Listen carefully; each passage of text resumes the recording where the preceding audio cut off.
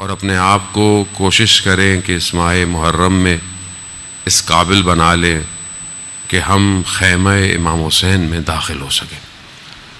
یہ چند دن بہرحال جو خدا نے توفیق دی ہے، گفتگو کا میں خاکہ آپ کی خدمت میں پیش کر دوں۔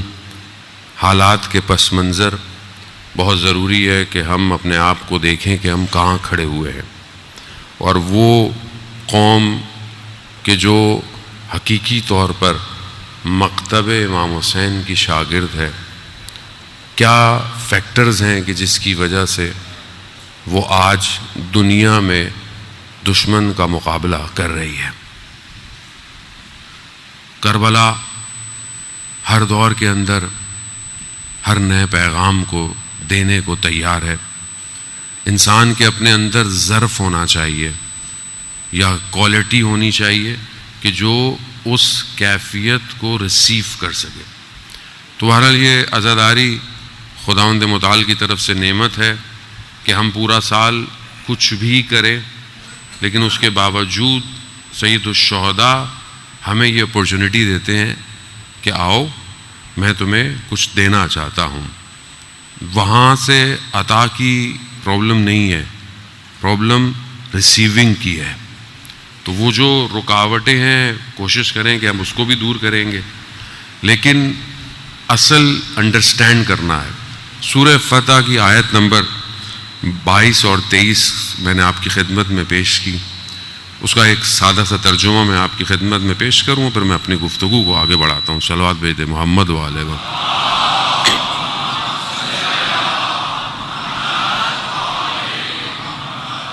پروردگار ارشاد فرماتا ہے کہ اگر کفار تم سے جنگ کرتے تو یقیناً منہ پھیر کر بھاگ جاتے، اور پھر انہیں کوئی سرپرست اور ان کا کوئی مددگار نصیب نہ ہوا۔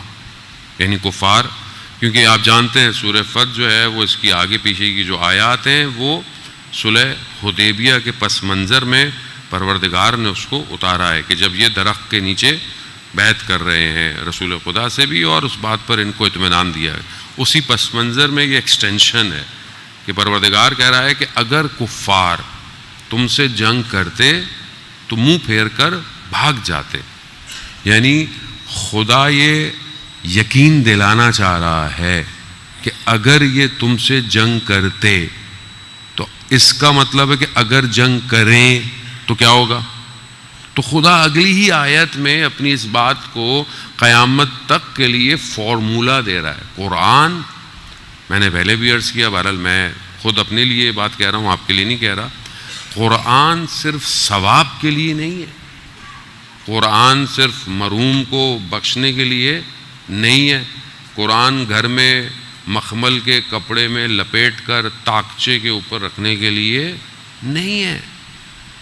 قرآن ہدایت کی کتاب ہے، اور وہ معاشرہ کہ جس میں قرآن نہیں ہو، مطلب پرسنل زندگی دیکھ لیں آپ، معاشرہ تو چلیں بعد میں، پہلے تو آپ خود ہیں۔ میں اپنی زندگی میں دیکھوں 24 گھنٹے کی پرسنٹیج میں قرآن کتنا ہے۔ قرآن صرف مولانا صاحب کا تو کام نہیں ہے کہ وہ قرآن کا پارہ پڑھائیں، یا آپ چھوٹے تھے تو آپ مدرسے میں پارہ پڑھتے تھے، اس کے بعد جب آپ گرو اپ ہو گئے، آپ بڑے ہو گئے ماشاءاللہ، اور آج کا جو دور ہے A I, artificial intelligence, chat G P T, Claude, یہ سارے جو آپ کے پاس ہیں، آپ کیا سمجھتے ہیں کہ قرآن ایبسلیٹ ہو گیا؟ خدا نخواستہ۔ قرآن جب وہ کہہ رہا ہے کہ قیامت تک کا معجزہ ہے، تو ہم اس معجزے سے کتنا فائدہ اٹھا رہے ہیں، کتنا؟ یا تو آپ بولیں ہم مسلمان نہیں ہیں تو آپ گفتگو ہی کچھ اور کریں، لیکن جب آپ کہیں کہ ہم مسلمان ہیں، اللہ پر ایمان لاتے ہیں، قیامت پر ایمان لاتے ہیں، نبی پر ایمان لے کر آئے، امامت پہ ایمان لاتے ہیں، خوب یہ ہمارا عقیدہ ہے نا، تو پھر قرآن کتنی پرسنٹیج میری لائف میں ہے؟ صبح اٹھ کر میں، ابھی آج کل کے حالات ہیں جو بہرحال ہر کوئی اپنے الگ الگ کام کرتا ہے، انسان کو کچھ ہو نہ ہو، فوریکس کہاں گر گیا، بٹ کوائن کدھر پہنچ گیا، ایتھیلیم کدھر پہنچا ہوا ہے، حالانکہ ہم نے پیسہ نہیں بھی لگایا ہوگا تو بھی ہمیں فکر ہے کہ شیئرز کدھر چلے گئے کمپنی کے، ڈالر کا ریٹ کیا ہو گیا۔ خوب ٹھیک ہے، بری بات نہیں ہے، it's a part of your life, مگر وہ کہاں ہے ٹیکسٹ کہ جو آپ کو اپ گریڈ کرنے کے لیے آیا ہے؟ اور صرف اس دنیا میں اپ گریڈ کرنے نہیں آیا، آخرت کے مراحل کو طے کرنے کے لیے آیا ہے.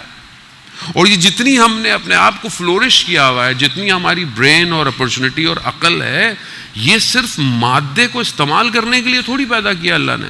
اس کے بہت سارے اور فوائد ہیں. 2 سال توفیق آپ کے درمیان میں ہوئی، میں نے توحید کے مختلف مراحل کو آپ کی خدمت میں پیش کیا. پچھلے سال میں نے عوالم کی بحث کی، عالم کی بحث کی کہ ہم کون سے عالم میں، کتنے اور عالم ہیں، تو ان سب کو کیسے آپ طے کریں گے. تو کوئی آپ کو ایکویشن چاہیے، کوئی آپ کو فارمولہ چاہیے. تو یہ فارمولہ قرآن ہے، اور یہ وہ چیز ہے کہ جو پیغمبر اکرم حضرت محمد مصطفیٰ صلی اللہ صلی علی محمد رسول خدا نے خود فرمایا، میں تمہارے درمیان 2 چیزیں چھوڑ کر جا رہا ہوں، گران بہار چیزیں، یعنی وزنی چیزیں. حدیث ثقلین معروف حدیث ہے. کیا ہے؟ ایک قرآن اور ایک اطرت اہل بیت. 2 چیزیں جو ان کو تھامے گا وہ گمراہ نہیں ہوگا اور حوض کوثر پہ مجھ تک پہنچ جائے گا. خوب ایک فارمولہ ہے نا یہ، یعنی یہ 2 چیزیں ہیں، اے اور بی. آپ اس کو اپنی لائف میں انٹر کریں. اچھا، اب تھامنا کیسے ہے؟ کیسے تھامیں گے؟ میں صرف مان لوں قرآن کو، میں اہل بیت کو مان لوں کافی ہے؟ نہیں. یعنی جو وہاں سے پروڈیوس ہو رہا ہے اس کو مجھے انٹیک کرنا ہے، اور پھر اس ریفلیکشن کو میں نے اپنی زندگی سے باہر نکالنا ہے، تاکہ جو مجھے دیکھے تو اسے پتہ چلے کہ میں قرآن پہ عمل کرتا ہوں، میں اہل بیت کی اطاعت کرتا ہوں. دونوں چیزیں الگ نہیں ہیں. علی مع القرآن و قرآن المعال علی، یہ بھی پیغمبر کی حدیث ہے. قرآن علی کے ساتھ ہے اور علی قرآن کے ساتھ ہے. یعنی دونوں چیزیں ڈفرینس نہیں ہے. مگر ہاؤ اسمارٹ یو آر، آپ کتنے اسمارٹ ہیں کہ آپ ان چیزوں سے فائدہ اٹھا رہے ہیں. اور یہ ایسا بھی نہیں ہے کہ آج بولے آج کے دور کے اندر یہ میرے کسی کام کا نہیں ہے. نہیں ہے جان محترم، آپ کا وجود جس اسٹرکچر سے ڈیزائن ہوا ہے اسے اس کی ضرورت ہے.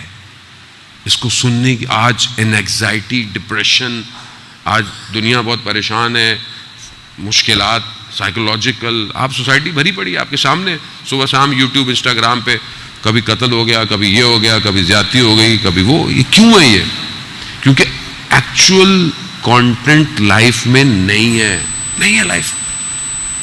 ایکچوئل کانٹینٹ قرآن ہے. تو قرآن نے سورہ فتح کے اندر فارمولہ دیا. اگر کفار تم سے لڑتے تو کیا ہوتا؟ یہ بھاگ جاتے، یہ منہ پھیر کے. اگر لڑے نہیں تھے اس وقت، لڑے نہیں تھے، بھاگ جاتے.